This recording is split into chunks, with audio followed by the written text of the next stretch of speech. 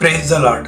ఈరోజు దేవుని మాట రూతు 1:6-7. గత కాలమంతా మీకున్నటువంటి కష్టకాలమును బట్టి, సమస్యలను బట్టి ఉపశమనం కోసము, విశ్రాంతి కోసము లోకం వైపు తిరిగి దేవుని సన్నిధికి దూరమై ఆత్మీయ జీవితంలో వెనుకబడిపోయామనుకుంటున్నారా?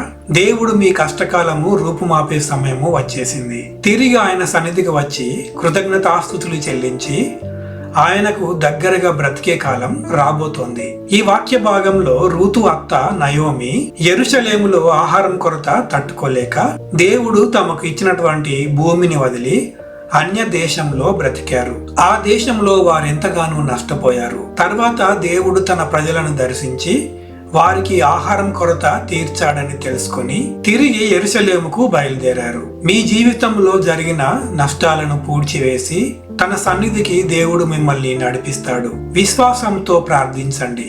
ఇన్నాళ్ళు మీకు లోకంలో దొరకని శాంతి, సమాధానము మీకు ఆయన అనుగ్రహిస్తాడు. గత సంవత్సరంను మించిన ఆశీర్వాదాలు ఆయన మీకు అనుగ్రహిస్తాడు. పరిశుద్ధాత్మ దేవుడు తన నడిపింపును మరింతగా మనకు అనుగ్రహించును గాక.